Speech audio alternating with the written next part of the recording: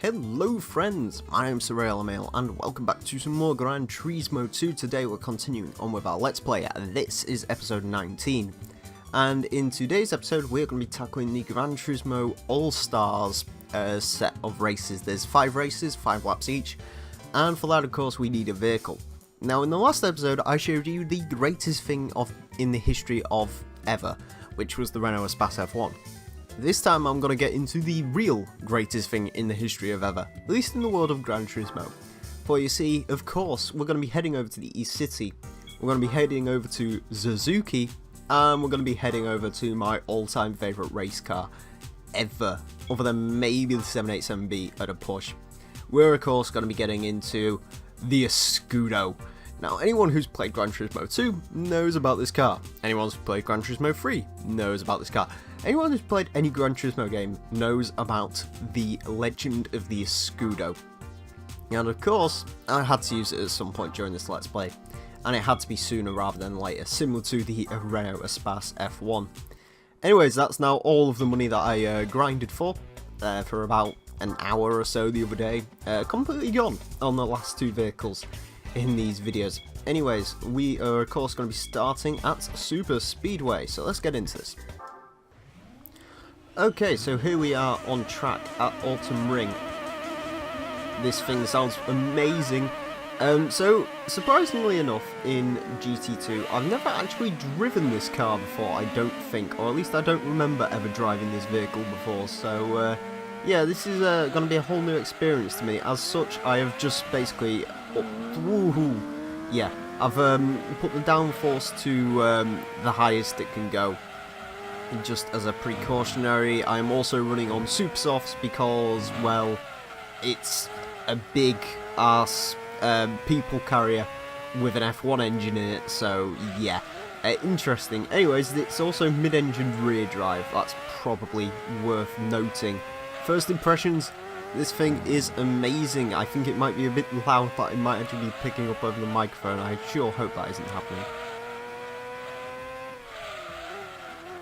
Doesn't appear to be. Okay, I'll take that. I was just making sure whether it was loud or not. I'm sure it's very loud for you guys, but for me though, it's reasonably okay. Oh Christ! And sideways in the Renault Espace. Come on, go in that direction. Yes.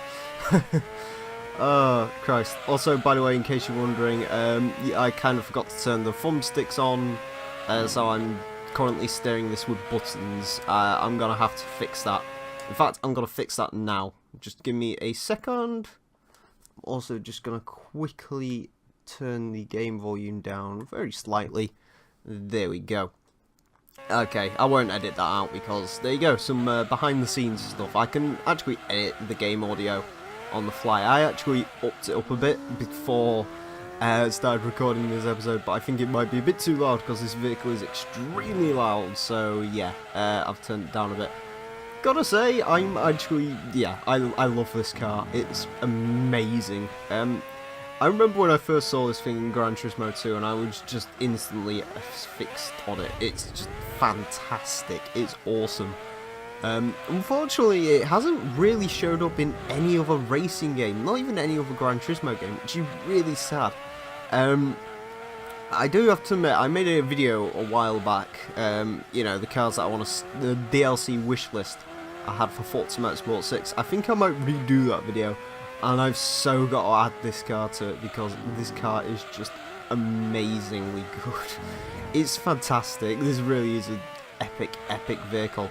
As far as to drive, well, I do think it needs to go onto a bit more of a straight track. It's having a few issues around here. Autumn Ring is quite a curvy track, or it has lots of corners I should say, and it's quite complex. And the Renault doesn't feel like it's really made to deal with corners. It more feels like this is the sort of vehicle that you need to use on, well, I want to say test course, but stuff like that, Super Speedway, all the non-complicated tracks are there. Special Stage Route 5, this would probably do kind of, or at least Clubbing Stage Route 5, this would probably do quite good at. We'll have to see if that actually pops up in the events list for this championship. I don't believe it does. I had a little look when I selected this event, and all I could see was Autumn Ring and Grindelwald, so I'll have to make sure what that last track is. I believe it's Laguna Seca. If memories... Oh, God. Again. I also wish you could select reverse gear by just changing gears, but apparently you can't. Either way, yeah, in case you're wondering why I decided to bring this vehicle, it's because, like I said, I really wanted to use it. This was one of the only championships where I think it presented itself to be used. You know, I could have just bought a standard Civic Type R and just done some mods to it and done it that way, but I decided not to. What were we racing against? An Integra, an MX-5, yeah.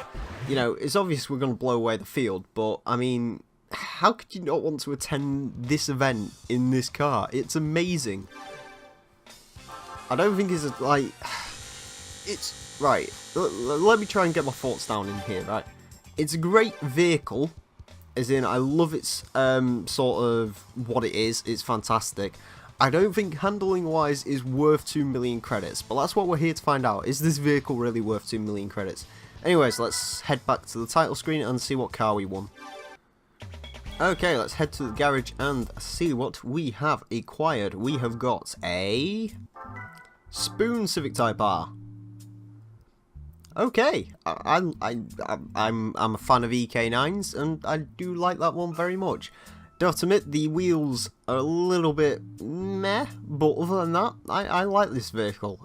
You might be getting used at some point as well, so I will keep you about in my garage. Anyways, let us head back to the special events tab, and we head to our next race, which is going to be at Grindelwald, and also... What's our last race at, just as a quick thing? Laguna Seca. Okay. Right, anyway, let's head to Grindelwald. Okay, so we are on track here at Grindelwald, and we are surrounded by Hondas because, well, that's just the nature of this sort of thing. There is also a Peugeot 306 rally car, I believe, for some reason, and a Toyota MR2 Tom's thing.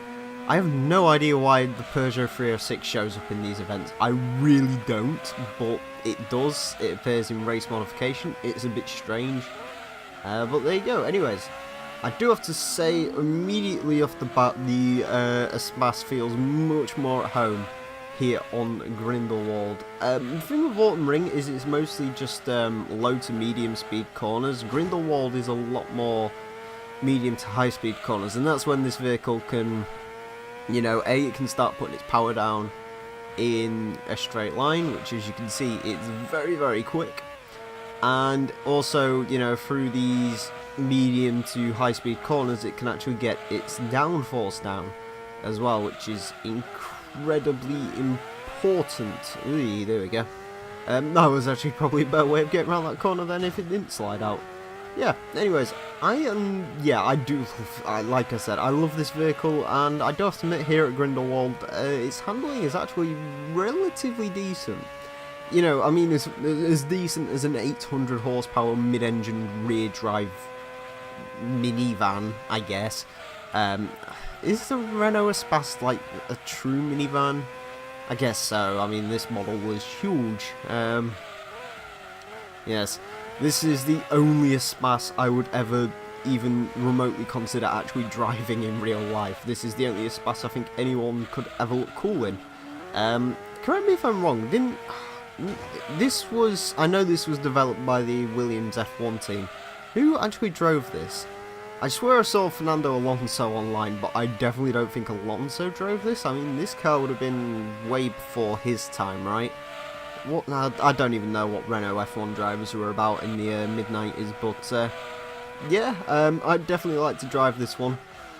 From what I can gather though, it's probably, well, I know it's in a Renault museum, and yeah, by the looks of it, it's never going to get driven again, which is a bit unfortunate. I would like to see this vehicle in action again. There's a few videos on the internet circling around. If you just type Espas F1 into YouTube, you'll probably find a few videos of this vehicle just driving around and being just generally noisy.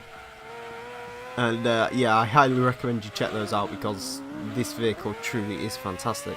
I always have issues with the gates on this level. I don't know why. I had it... Was it with the Elan? Was it the... yeah, I think it was the Elan and maybe even the RX-7 and the Europa are the only vehicles I can think I've ever taken around here. For whatever reason, the barriers on this level just seem to like push your car underneath them and try and spin your car out. It's a little bit weird how it does it, but it does, which is a bit weird. Also, one thing you may notice with the Espace is, yeah, it does take a sizable amount of the screen up. To be fair, it doesn't really bother me, I can just about see over it, but yeah, I can see how you may want to drive this thing in first person mode because it's just so huge, and it's got a smiley rear bumper, which is fantastic. Yeah, I mean, you've got to drive this thing in third person mode just because it's the Espace F1. I mean, you've got to show to people this is an Espace F1. Anyways, apparently the Peugeot is winning their race at the moment. I don't know, I'm not going to wait for them to finish because it'll take forever. Because we're driving a vehicle with about 4 times more power than anything else on that field.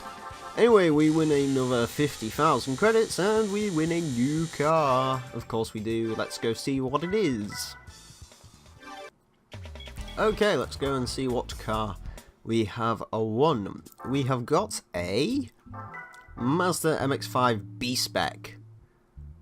Okay, it's just a modified MX-5. I actually kind of like the look of that one. I don't know, I like the sort of Gran Turismo modified vehicles it throws at you, and I do like this B-Spec MX-5 very much. It's also got a pretty decent amount of power for an MX-5.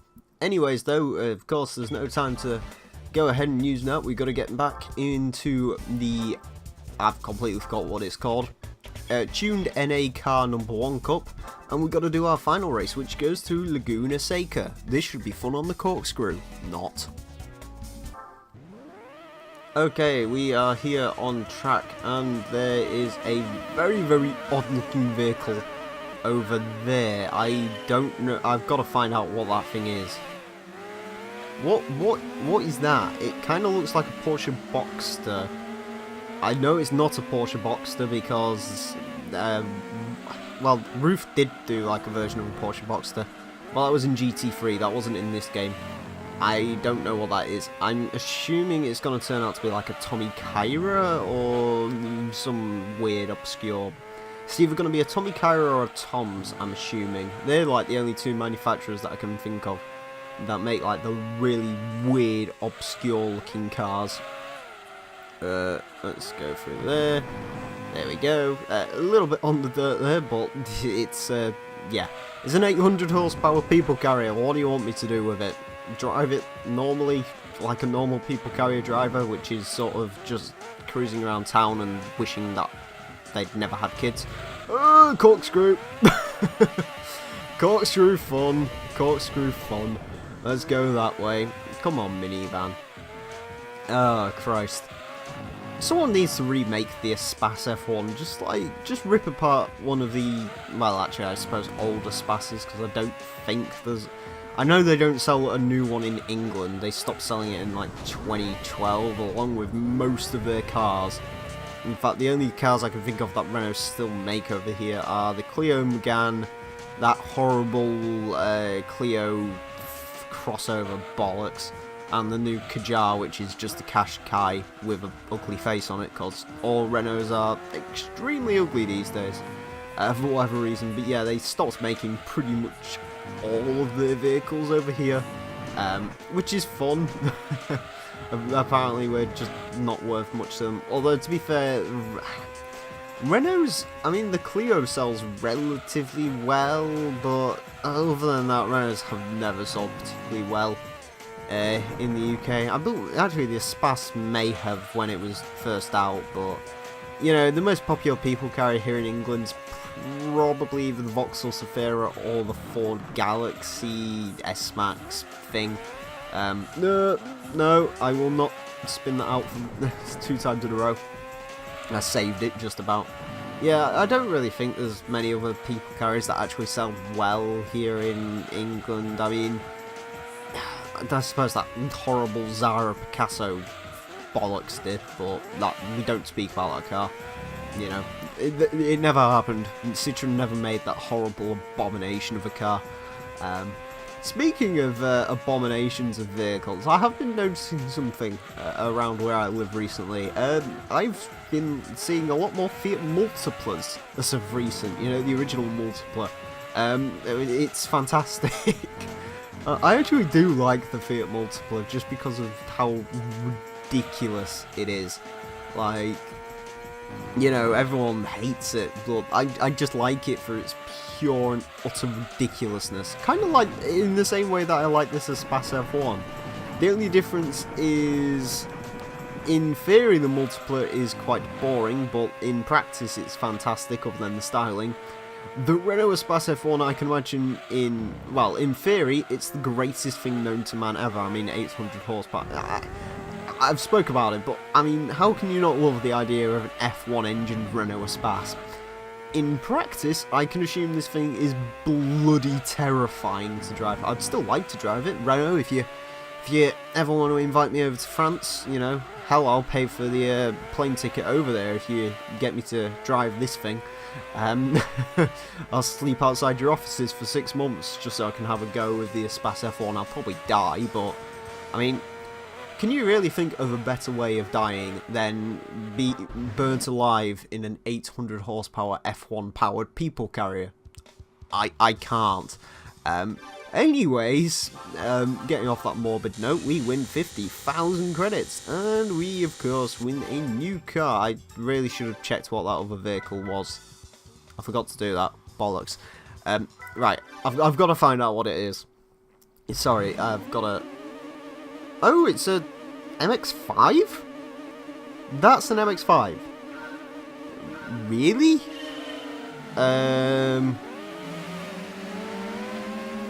That looks nothing like an MX-5, but okay, sure. Right. That looked nothing like an MX-5. Okay, let's head over to the garage and see what we have acquired. We have got a... Oh hey, it's the car that looks... That's not an MX-5. It's not an MX... It's got bloody impressive stats. Can we find out about you? What are you? Blah blah blah blah blah blah blah.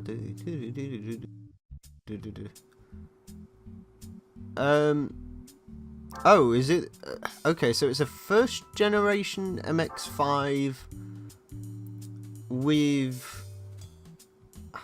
I don't know. I'm sorry, it's very... I kind of like the way it looks. It kind of looks like a cross between a Porsche Boxster and a Ferrari 550. And then from the back it's almost TVR-ish, but it's a very, very weird looking car. Anyways, off of the subject of weird looking MX-5s, and that is it for today's episode of the Gran Turismo 2 Let's Play. I do hope you've enjoyed. As always, thank you all very much for watching. My name has been the Real Emile, and until next time, farewell.